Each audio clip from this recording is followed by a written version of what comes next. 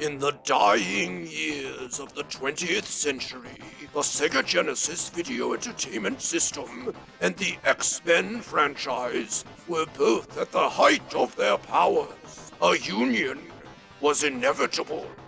The X-Men, genetic super beings whose godlike powers render them far superior to common human cattle, seemed ideal avatars for mortal gamers who dreamed of claiming such powers as their own.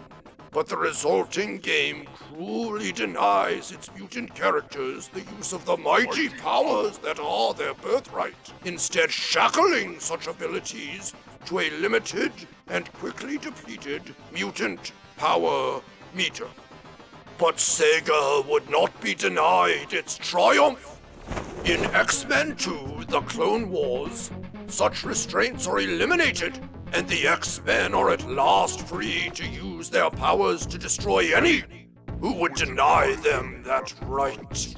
Players may choose to face the Phalanx Collective as the indomitable X-Men team leader Cyclops, Gambit, the cunning rogue, Wolverine, undying adamantine warrior, Nightcrawler, a teleporting demon made flesh, Psylocke, the merciless ninja telepath, or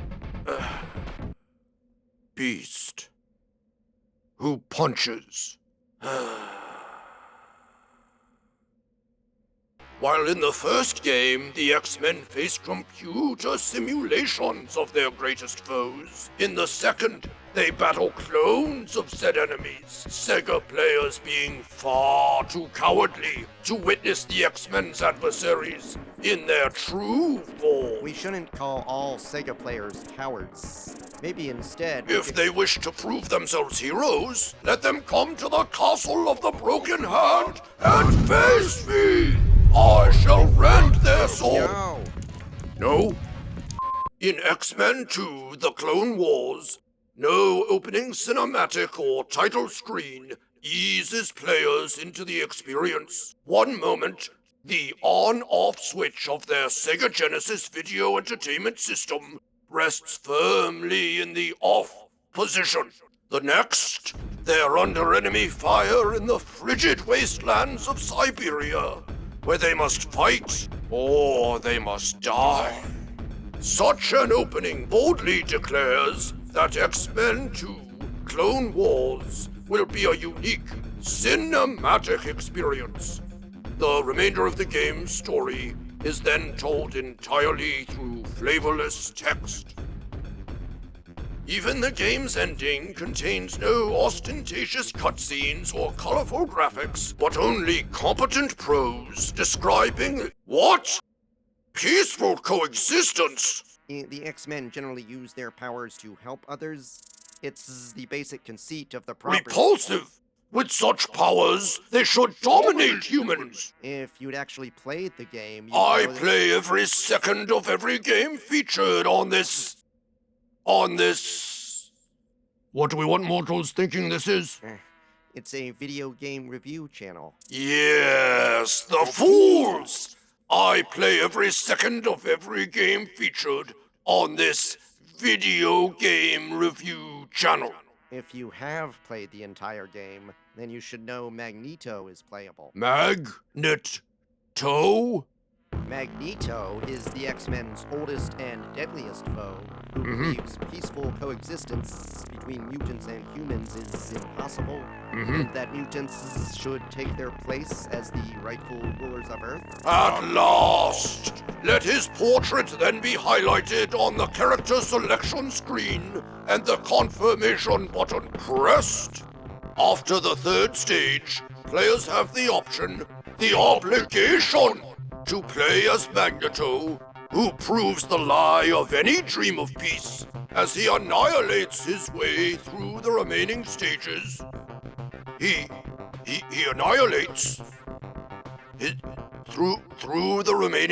he annihilates his way through the stages. Though he is not overly effective in the levels themselves. Observe the ease with which Magneto overcomes the game's challenging boss battles.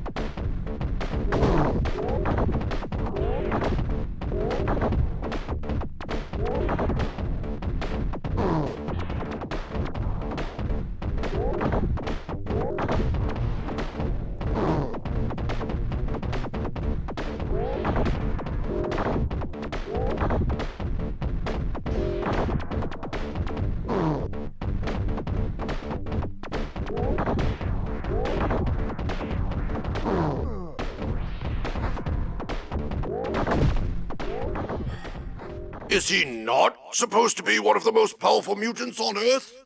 One may as well play as Beast! Beast!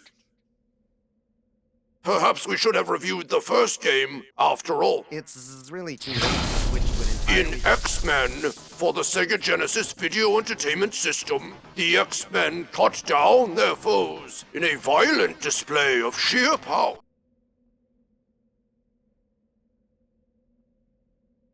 Now, maybe you can talk a little more about the game's actual gameplay. This matter has concluded. Let us move on. What is the status of that pestilence we unleashed upon the elven paradise of Iothirs?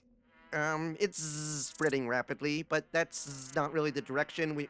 If you could just say a few words about the X-Men to sort of tie everything... No,